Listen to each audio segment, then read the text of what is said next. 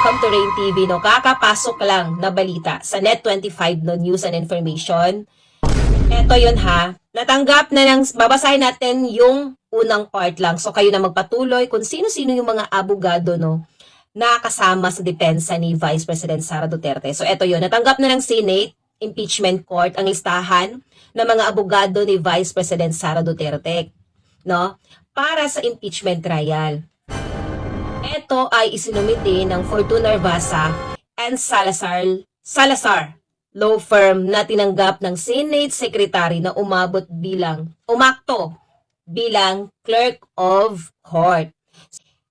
Aabot ng 16 no, o 16 ang haharap sa depensa ni Vice President Sara. So, grabe yun ha, 16. So, ang dedepensa kay Vice President Sara. So, malamang maraming pag-uusapan ito. So, seryosong usapan ito. Di ba? Ang 16 na ito ay haharap no, sa depensa ni Vice President Sara sa paglilitis no, ng impeachment court. Kabilang sa mga depensa o sa defense ni defense lawyer ay eto sila, 'di ba? Basahin niyo na lang 'yan, si Fortune, si Narvasa the second. So, hindi basta-basta, 'di ba, yung mga dedepensa kay Vice President Sara. Ang mga dedepensa no kay Vice President Sara, 16 na abogado na eksperto sa batas no ang haharap sa Senado ang bansa. Pero focus lang sila kay Vice President Sara. Dahil sabi na nga, 'di ba, na politika lang talaga ito. Kasi gusto nilang hindi makatakbo si Vice President Sara sa darating na election sa 2028, no. Yun naman talaga yung gusto nilang mangyari. 'Di ba? Eto yun ha. Lead by Attorney Philip Siegfried, ang hirap naman nung pangalan.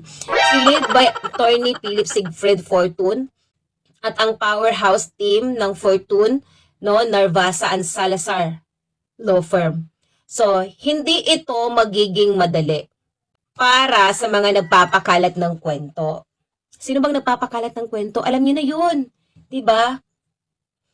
Handa ang kampo ni Vice President Sara. Hindi lang sa argumento kundi sa katotohanan. Handa sila. Kasi alam nila na meron sila. Kasi ang ang depensa kasi ni Vice President Sara is ready na yung mga legal team nila. Kasi nga, meron silang isusumite na mga dokumento na nagpapatunay na yung mga paratang nila ay imbento lang. 'Di ba? Kaya sa mga excited dyan, no? Sa mga excited masyado sa impeachment, easy lang kayo. Easy lang kayo kasi may mga leyon na papasok.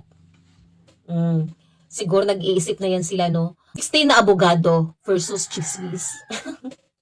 Eto ha, fact check muna tayo. Kasi hindi basta-basta ang mga abogado ni Vice President Sara Duterte Carpio, no, na dedepensa no, sa kanya. Kasi nga, mga eksperto ito sila sa batas. Sila yung dedepensa no, sa harap ng Senado. Eto, si attorney no, Philip Siegfried Fortune. Si Fortune o ang Fortune Narvasa and Salazar founding partner bar pass noong since 1984. Imagine ang tagal na no, 1984. So grabe na yung grabe na yung experience nila no, na nililitis nila. 'Di ba? Mahaba na yung experience nila. No, mahaba na yung eksperto nila sa batas. 'Di ba? 1984, pwede ko imagine, no? So, recognized by Chamber Asia and Asia Business Law Journal as a leading dispute resolution expert. So, ano ito sila? Sila ang nagdala ng mga malalaking kaso tulad ng impeachment. Ay, di basta-basta girl, no? Sandigang Bayan, pati sa Ampatuan. Sila yon. So, eto din si Attorney Gregorio Narvasa II, anak ng dating Chief Justice Andres Narvasa ng UP Law, cum laude, former basketball MVP at sports commissioner. May track record sa leadership at legal no acumen. So, etong si si attorney, alam ko nakita nyo na siya, si Attorney Sheila. Eto siya, si Attorney Sheila Sison. Ano siya ha? Si Attorney Sheila Sison, isa siyang class valedictorian. Dean Lester, Law Degree Scholar, Multiple Lawyer of the Year awardee mula 2015 hanggang 2018. So, ng Sandigang Bayan Litigator. So, eto yung total, no, na sa 16, no, ng mga lawyer or seasoned lawyer na papasok sa impeachment trial ni Vice President Sara Duterte. Isa silang team na may mabigat na eksena. Hindi lamang sa pamamaraan, kundi, no, sa kredibilidad. Kaya sa lahat ng mga nag-aabang dyan, isa na din ako doon, no? At sa mga gustong, no, makita, malaman ang katotohanan, no? Para malaman na rin ng ibang, para malaman na rin ng taong bayan, 'di ba? Baka sabihin ng iba, bias to kasi maka-Duterte ito. Hindi po ganoon. Gusto din natin malaman ang katotohanan, 'di ba? Kung paano dedepensa ang team ni Vice President Sara. Sa mga din 'yan, sa mga nag-aabang at naghuhula, no? Nagpapalabas ng mga imbento nila. Hindi ito palabas kundi ito ay sa ilalim ng batas. Ito lang para sa lahat ng mga galit kay Vice President Sara Duterte Carpio.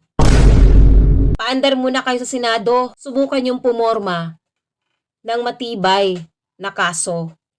Pero kung yung arguments ninyo ay puro kadramahan lang,